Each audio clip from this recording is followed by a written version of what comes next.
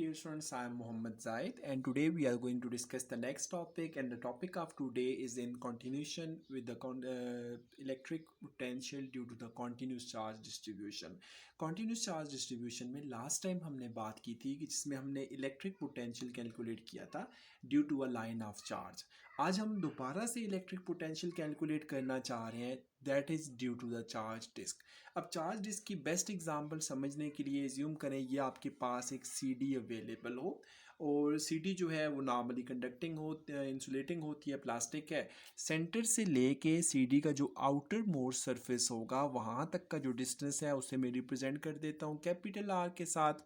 और सीडी का जो खाली जोन है, लाइक वो जो अंदर से एम्प्टी जोन होता है, वहाँ से लेके जिधर उसका सरफेस शुरू हो रहा होता है उसको मैं आर प्राइम का नाम दे दूँ.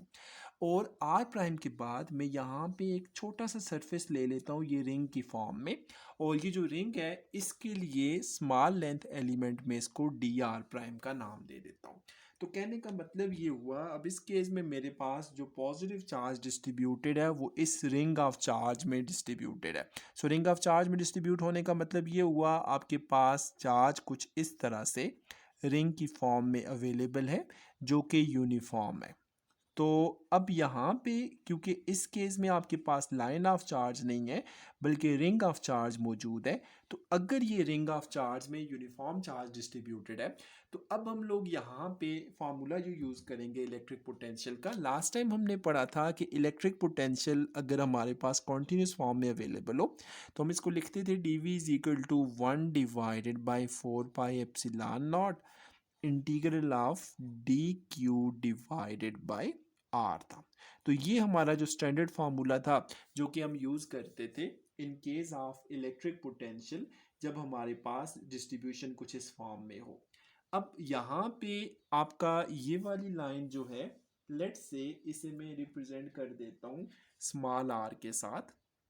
और ये क्योंकि लॉन्ग जेड एक्सिस है सो इसको मैं रिप्रेजेंट कर देता हूँ जेड के साथ, और इस लाइन को ऑलरेडी मैं आर प्राइम का नाम दे चुका हूँ. तो इसका मतलब ये हुआ कि जो आपका स्मॉल आर होगा वो पाइथागोरस थ्योरम के मुताबिक आपको इसका स्क्वायर प्लस इसका स्क्वायर मिलेगा. सो जेड स्क्वायर को मैं पहले लिख लेता हूँ, आर प्राइम के स्क्वायर को बाद में लिख देता हूँ, ये अंडर रूट ये आ जाएगा.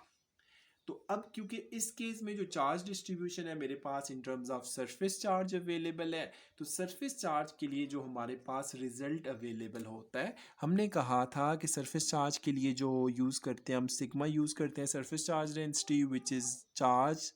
That is represented by D Q per unit area, जिसे हम डी ए का नाम दे देते हैं. तो अब अगर यहाँ से आप वैल्यू लेना चाहें तो हम कह सकते हैं जो आपका डी क्यू आएगा वो इक्वल होगा सिग्मा टाइम्स डी ए.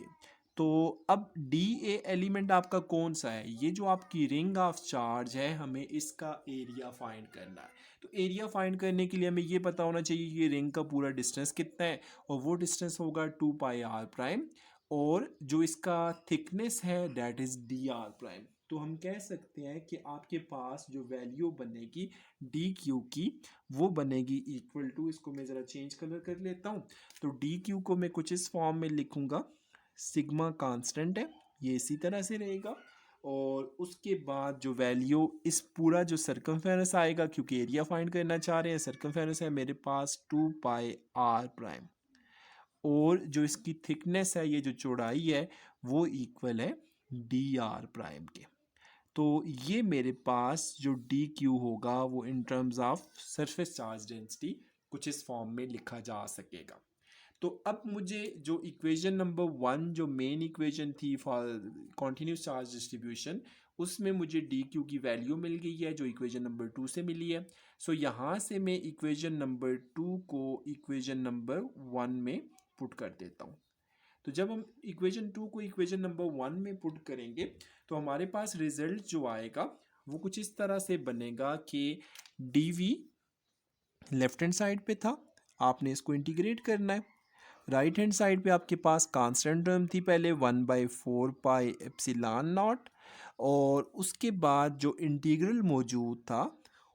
उसमें अगर आप वैल्यूज़ देखें तो ये वैल्यूज़ आपके पास है sigma 2 pi R prime into D R prime, और डिवाइडेड बाय, क्योंकि आर था तो आर की जगह आप लिख सकते हैं Z square plus R prime का स्क्वेयर अंडर दी रूट। अब अगर आप इस इंटीग्रल को सॉल्व करने की कोशिश करें तो पहली बात ये, हम स्टार्ट कहाँ से लेंगे, हमने इंटीग्रल स्टार्ट किया ज़ीरो से लेके आर तक गए थे, सो लिमिट्स मेरे पास ज़ीरो से लेके कैपिटल आर तक आएंगी। और अब डी का इंटीग्रल लेना चाहें तो डी का इंटीग्रल जो होगा वो वी के बराबर बन जाएगा। राइट हैंड साइड पे चले जाएं, सिग्मा इसमें कांस्टेंट है, 2 पाई कांस्टेंट है, तो इन वैल्यूज़ को अगर आप बाय ले आएँ तो ये बनेगा sigma multiply by 2 pi divided by 4 pi epsilon naught. और जो इंटीग्रल है वो है ज़ीरो से लेके आर तक, और इंटीग्रल के अंदर जो वैल्यूज़ मेरे पास मौजूद हैं वो है R prime D R prime divided by Z square plus R prime square under the root. अब अगर मैं इसको फर्दर सॉल्व करना चाहूँ तो ये तो हमारे पास बड़ा कॉमन सा इंटीग्रल है कि फ़र्ज़ किया मेरे पास ये फंक्शन मौजूद होता Z square plus R prime का स्क्वेयर होल पावर ऊपर चले जाएं, पावर -1/2 था, और इसको अगर आप देखें तो ये फंक्शन भी मौजूद है, फंक्शन का डेरिवेटिव भी मौजूद है, तो जब आप इसके ऊपर एक्सटेंडेड पावर रूल अप्लाई करके इसको इंटीग्रेट करेंगे तो ये आपके पास कुछ इस तरह से बनेगा, that will become Z square plus R prime square under the root. तो मतलब हम कह सकते हैं कि इसको हम नेक्स्ट स्टेप में लिखना चाहें तो ये इलेक्ट्रिक पोटेंशियल कुछ इस फॉर्म में आएगा, electric potential V equals to, यहाँ से जो वैल्यूज़ कैंसिल आउट हो सकती हैं उनको कैंसिल कर देते हैं, पाई पाई से कैंसिल हो गया, 2 1 ज़ार 2 2 2 ज़ार 4 हो गया, तो जो मेरे पास अवेलेबल वैल्यू बच गई है, नोमिनेटर में सिग्मा बच गया, डिनोमिनेटर में 2 एप्सिलॉन नॉट बच गया, और यहाँ से जब हमने सारे फंक्शन को इंटीग्रेट किया तो इंटीग्रेट करके जो मेरे पास रिजल्ट आएगा वो कुछ इस तरह से आएगा, under root Z square plus R prime square and the limits are from 0 to are.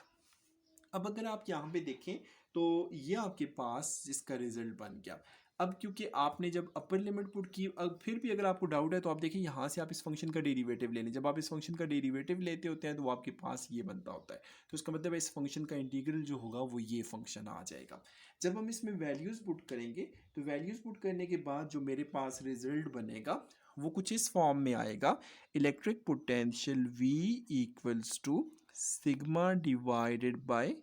2 epsilon not,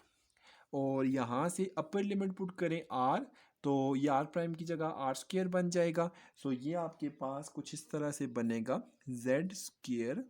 plus R square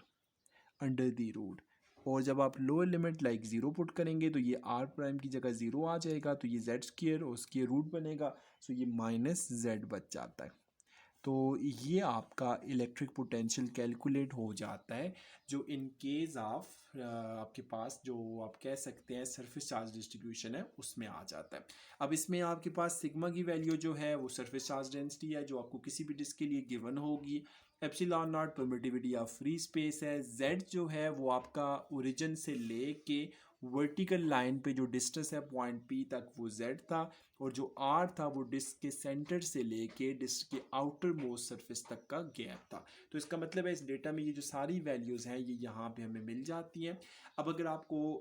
एक कॉन्टीन्यूस चार्ज डिस्ट्रीब्यूशन गिवन हो इन केस ऑफ डिस्क तो आप इस फार्मूला को यूज़ करते हुए उसका इलेक्ट्रिक पोटेंशियल फाइंड कर सकते हैं। यहाँ पे आके कंक्लूजन ये हुआ कि जब कभी भी हमारे पास चार्ज डिस्ट्रीब्यूशन यूनिफॉर्म हो और वो डिस्क्रीट फॉर्म में अवेलेबल ना हो बल्कि कॉन्टीन्यूस फॉर्म में अवेलेबल हो, तो उस कॉन्टीन्यूस फॉर्म को सॉल्व करने के लिए आप लोग लाइन ऑफ चार्ज के लिए भी पोटेंशियल फाइंड करते हैं जो हमने लास्ट टॉपिक में फाइंड किया था, और डिस्क ऑफ चार्ज के लिए भी इलेक्ट्रिक पोटेंशियल फाइंड करते हैं जो कि हमने इस केस में सॉल्व किया। तो जहाँ कहीं आपके पास डिस्क्रीट डिस्ट्रीब्यूशन अवेलेबल होगी वहाँ पे आप समेशन कन्वेंशन यूज़ करेंगे, लाइक हर इंडिविजुअल वैल्यू को फाइंड करके सम कर लेते हैं, और जब कभी भी आपके पास कॉन्टीन्यूस चार्ज डिस्ट्रीब्यूशन होगी तो उसमें आप लोग सरफेस चार्ज डेंसिटी या लाइन चार्ज डेंसिटी या वॉल्यूम चार्ज डेंसिटी को यूज़ करते हुए सॉल्व करते हैं। यहाँ आके ये आपका टॉपिक मुकम्मल होता है। अब आपके माइंड में इससे रिलेटेड कोई क्वेश्चन हो, कोई फीडबैक हो, कोई सजेशंस हो तो बगैर किसी झिझक के आप लोग शेयर कर सकते हैं।